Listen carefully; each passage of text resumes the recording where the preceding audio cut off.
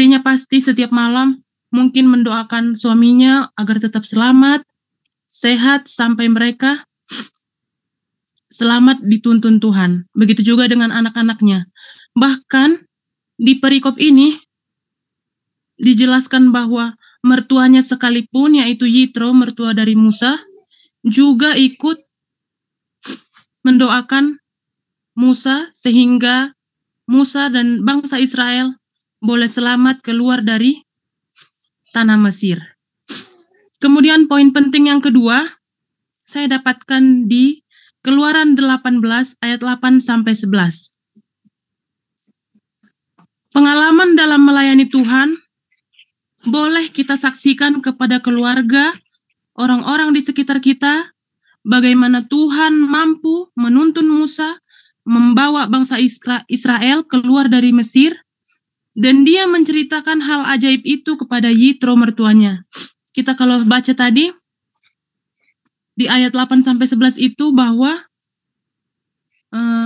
Musa begitu bertemu dengan mertuanya Yitro, istrinya serta anak-anaknya, Musa langsung menceritakan bagaimana keajaiban-keajaiban yang Tuhan sudah nyatakan dalam perjalanan Musa serta bangsa Israel hingga mereka boleh keluar dari tanah Mesir. Begitu juga dengan kita, ketika kita mengalami hal-hal ajaib yang kita rasakan sehari-hari, seperti halnya tadi, masing-masing keluarga boleh bersaksi tentang kebaikan Tuhan. Nah, hal-hal seperti itulah yang juga dilakukan Musa pada zaman itu.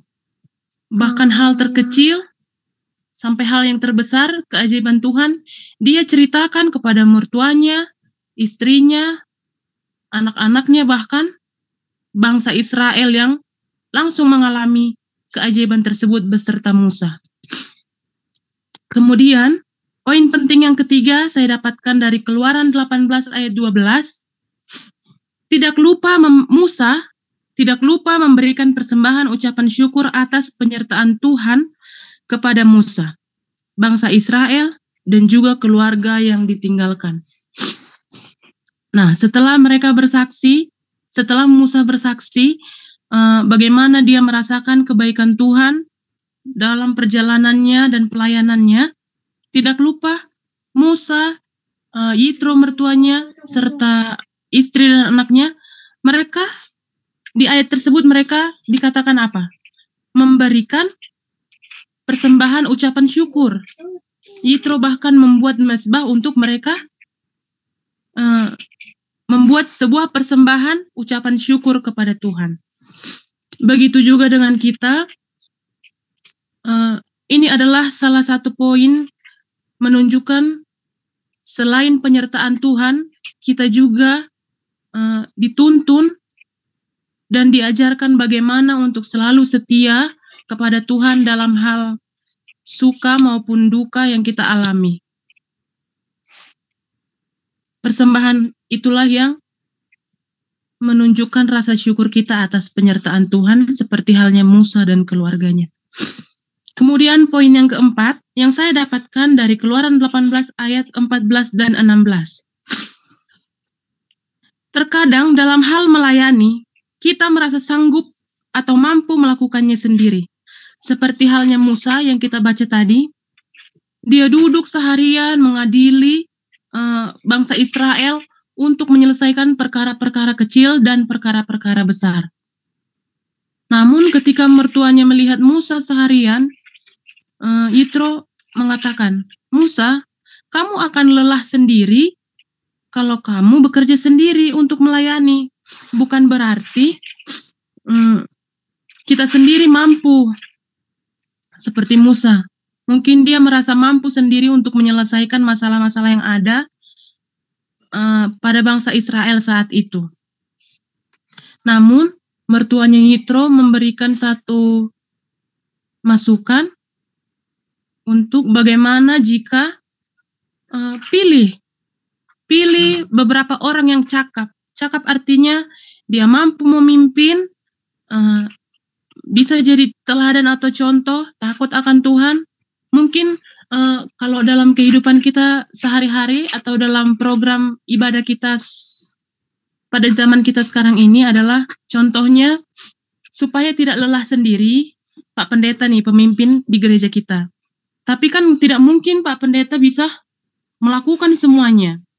Jadi ajak orang-orang atau anggota jemaat untuk berpartisipasi. Seperti di sini dikatakan, pilih orang-orang yang cakap, takut akan Tuhan untuk boleh memimpin berapa? 1.000 orang, 150, bahkan 10 orang.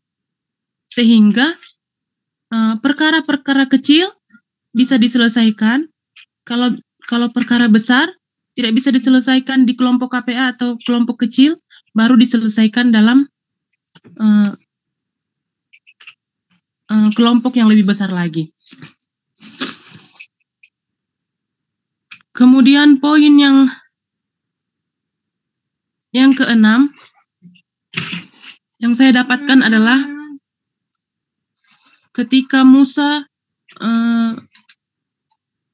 ketika Yitro memberikan masukan kepada Musa, Musa mendengarkan.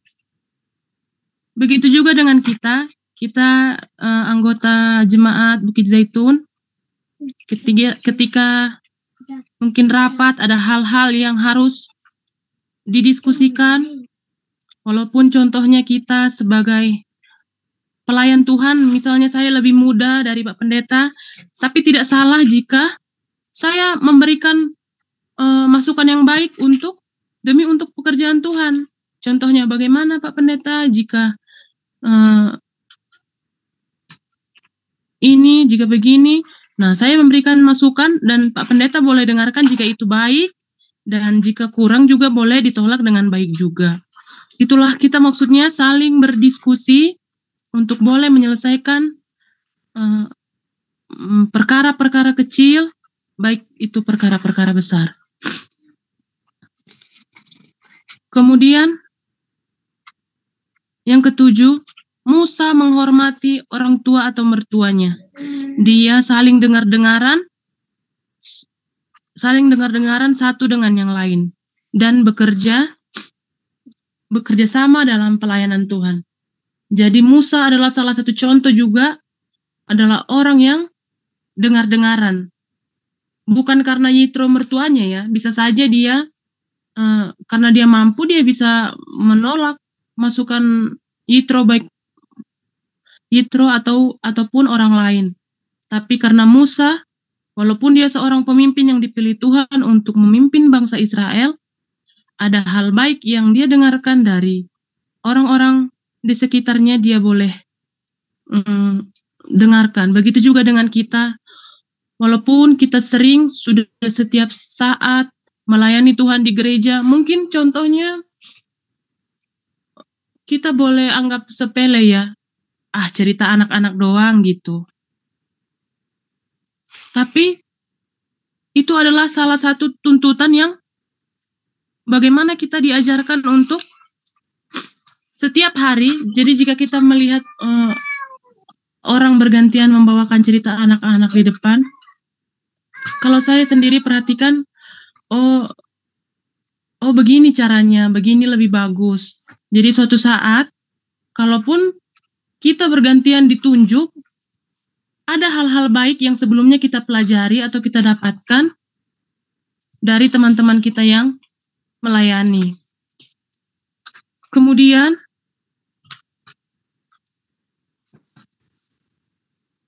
kesimpulan dari semuanya itu saya dapatkan adalah, jika kita sudah dituntun Tuhan untuk mampu melewati perkara-perkara kecil, maka Tuhan yang sama juga akan sanggupkan kita melewati perkara-perkara besar. Jangan merasa diri sendiri sanggup menyelesaikan masalah, harus tetaplah bersandar pada Tuhan. Mungkin itu yang dapat saya bawakan.